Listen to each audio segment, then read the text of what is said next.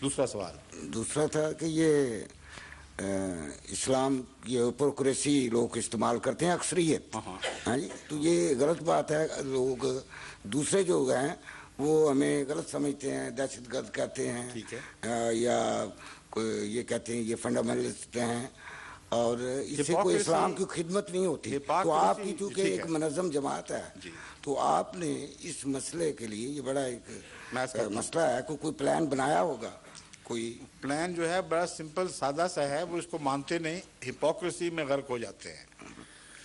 بات یہ ہے میرے نزدیک اسلامی تعلیم واقعتاً عالمی ہے، اور اسلامی تعلیم پر عمل کرنے سے مسلمان اور کسی ملک کی حکومت میں تصادم نہیں ہو سکتا.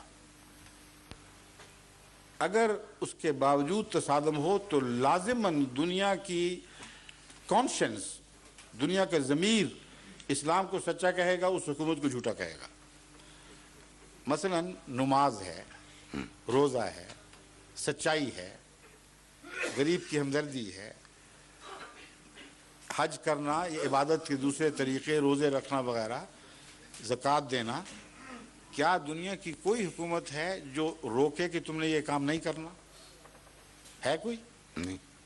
پاکستان کی ہے، احمدیوں کو نہیں کرنے دیتے، جبکہ خدا نے اجازت نہیں دی کسی کو. میں ضمناً بات بتا رہا ہوں.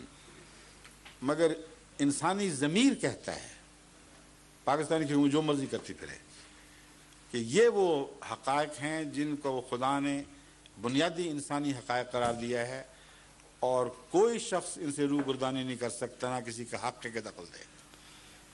اگر یہ مولوی جب انگلستان تشریف لاتے ہیں جو کہتے ہیں تلوار اٹھاؤ اور ان سے لڑ پڑو، یا ہندوستان جاتے ہیں تو کبھی انہوں نے یہاں آ کر تلواریں اٹھائی ہیں، یا ہندوستان جا کر تلواریں اٹھائی ہیں کہ نہیں اٹھائیں؟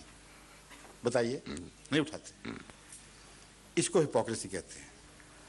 عقیدہ وہ پیش کر رہے ہیں جس سے کہتے ہیں کہ ہر غیر مسلم حکومت سے تمہارا تصادم ضروری ہے، اور عمل وہ پیش کرتے ہیں جو ثابت کرتا ہے کہ یہ عقل کے خلاف بات کر رہے ہیں، یہ ہو ہی نہیں سکتا. اگر یہ اسلامی تعلیم ہوتی تو اسلام عالمی ہو ہی نہیں سکتا تھا. جس ملک میں پھیلتا وہیں تلواریں نکلاتی، اور وہ معمولی تعداد بڑوں سے بھیڑ کر وہیں ختم ہو جاتی. مگر خدا نے تو یہ تعلیم نہیں دی. اللہ تعالیٰ نے تو یہ تعلیم دی ہے جو تمہارا اولی الامر ہے اس کی بھی بات مانو. اس وقت نہ مانو جب کہ دین میں وہ تم سے اختلاف کرے. چنانچہ قرآن کریم فرماتا ہے اطیعوا اللہ و اطیعوا الرسول و اولی الامر منکم فإن تنازعتم فی شیء فردوہ الی اللہ ورسولہ. کہ دیکھو اللہ کی مانو، رسول کی مانو، اور جو تم میں حاکم ہے اس کی مانو. اور اگر اختلاف ہو تو پھر دین کے معاملے میں اللہ اور رسول سے فتویٰ لو، حاکموں کی بات نہ ماننا. کیسی عالمگیر تعلیم ہے، اور اس کے ہوتے ہوئے کسی جبر کی ضرورت ہی کوئی نہیں. عملاً یہ یہی کرتے ہیں، دنیا میں جہاں رہتے ہیں وہاں ان کے قوانین سے بھی فائدہ اٹھاتے ہیں، جھوٹ بول کے بھی اٹھا لیتے ہیں، داؤ پیچ کر کے بھی وہ جھوٹے آدمی اسمگل کرنے کی خاطر بھی قسمیں کھا کے فائدے اٹھا لیتے ہیں. وہ اسلام اجازت دیتا ہے، غیر کی روٹی مانگ کے کھانے کی اجازت دیتا ہے، مگر ساتھ یہ بھی ہے کہ جیب میں چھرا ضرور رکھنا، داؤ لگ جائے تو بے شک بھونک دینا. وہ اسلام اجازت دیتا ہے کہ غیر مسلم کو قتل کر دو. ان کا عقیدہ منافقانہ ہو گیا ہے، میں یہ سمجھانا چاہتا ہوں. اس لیے منافقت کا حل اس وقت تک نہیں ہو سکتا جب کہ عقیدے کی منافقت دور نہ کی جائے، اور دوگلا پن عقائد سے نہ دور کیا جائے.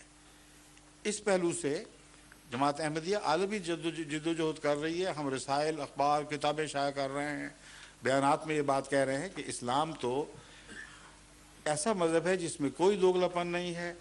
اسلام انسانی شرافت کی حفاظت کرتا ہے، اسلام ملک کی قوانین کی قدر کرتا ہے، مسلمانوں کو تعلیم دیتا ہے کہ قوانین کے دائرے میں رہتے ہوئے بہترین نمونے دکھاؤ.